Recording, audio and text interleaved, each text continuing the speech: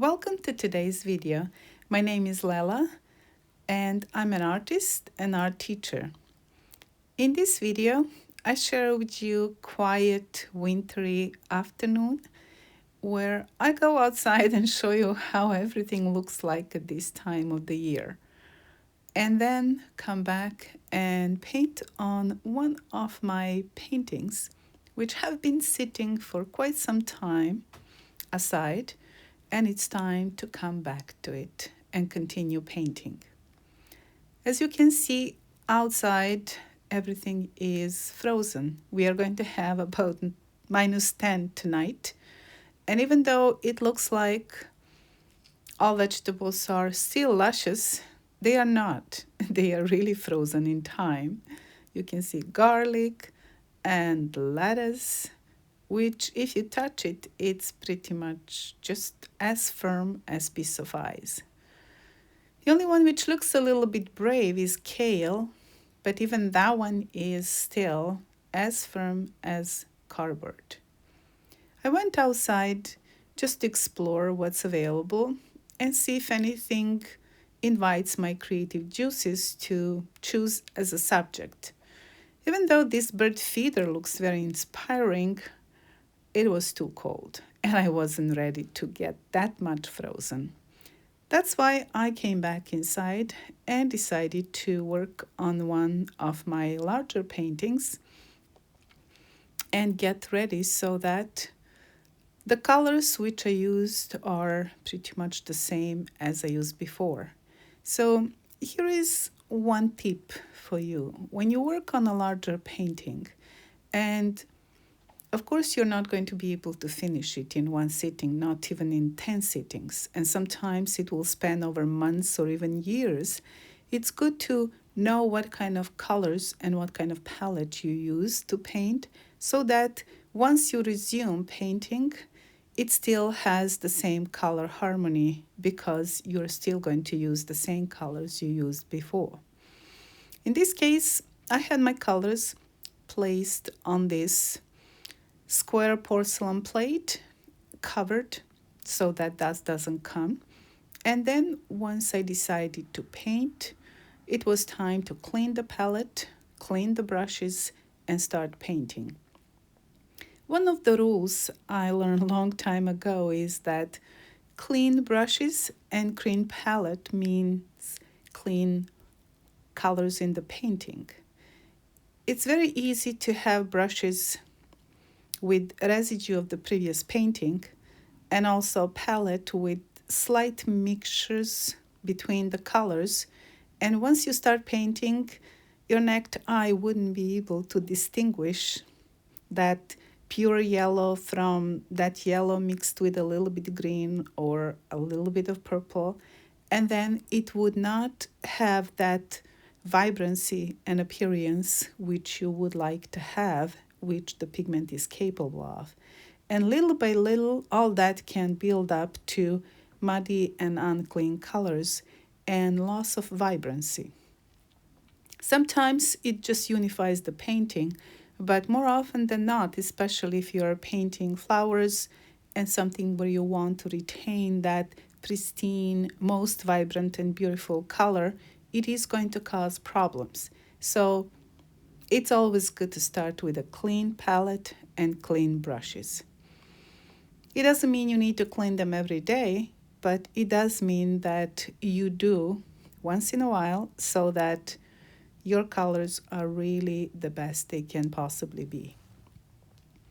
This painting I started long time ago. I am almost afraid to say how long ago.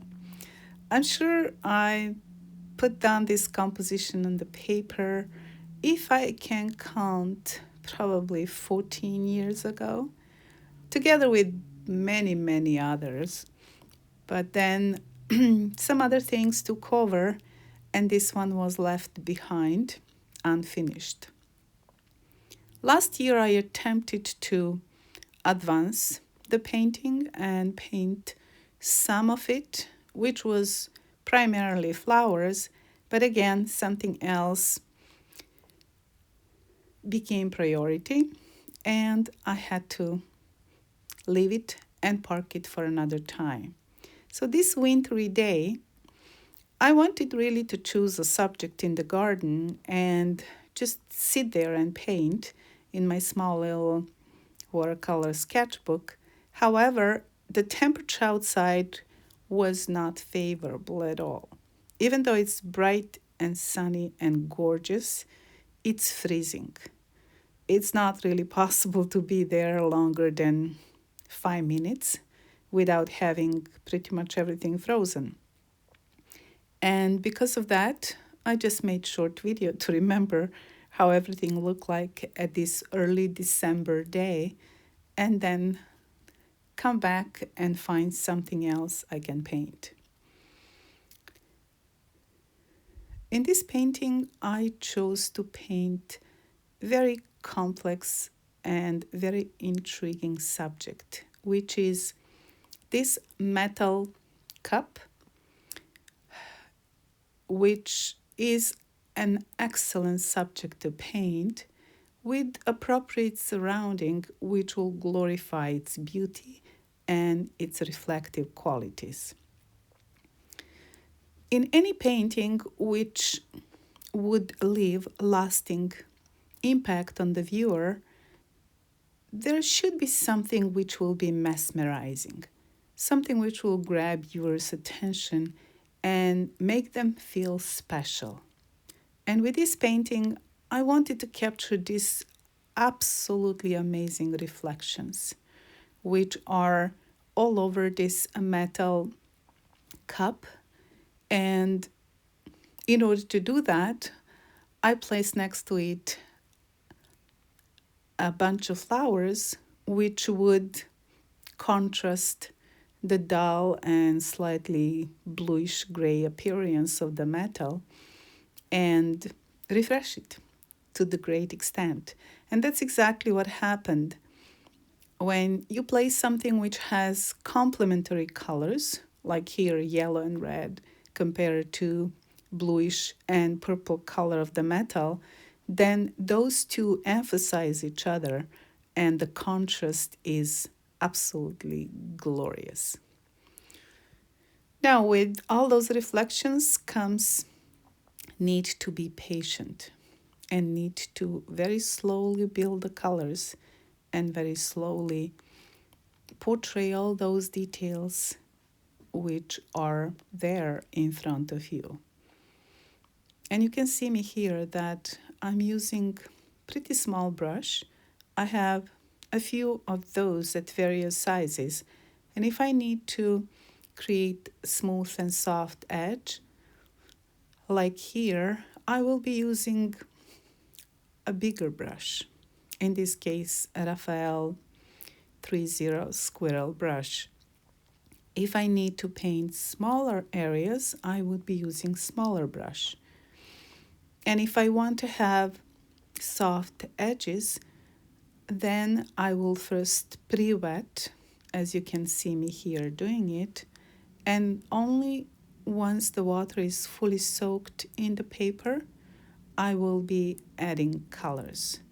The size of the brush will correspond to the area I want to paint in terms of its size and shape and how far I would like the colors to feather in already wet paper.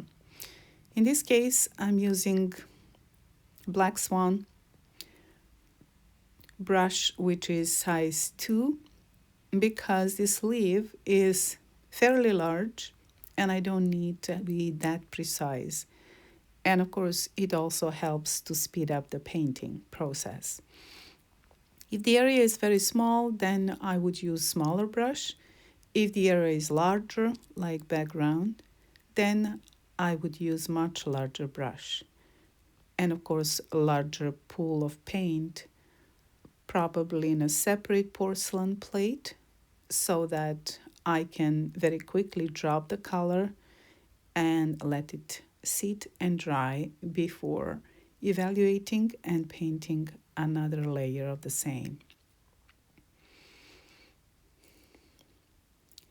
At this point, I'm painting one of the leaves, which has a very strong reflected light so that only maybe 50% of it is still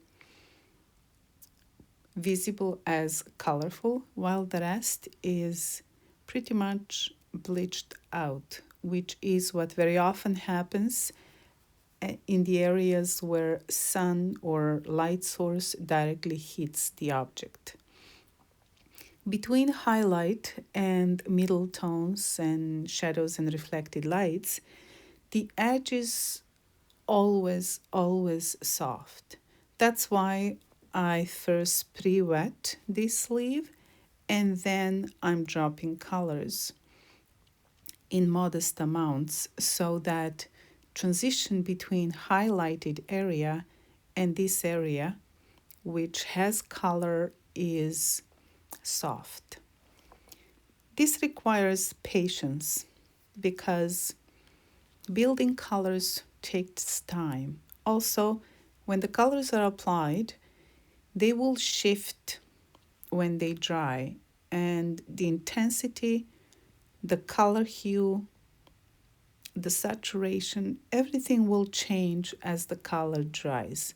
Something which looked very vibrant and very appealing when you put it on the paper will look completely different once it's dried. One of the tips I have for you here while I'm painting these green leaves is that I've noticed that a lot of artists stay away from tallow green just because they feel intimidated with its strong power and are not quite equipped to control it and use to their best advantage. I learned over the years that that's one of the most beautiful and versatile and useful pigments. I hope you enjoyed watching me painting this long forgotten, left aside painting, which I'm hoping to finish this winter. Thank you very much for watching.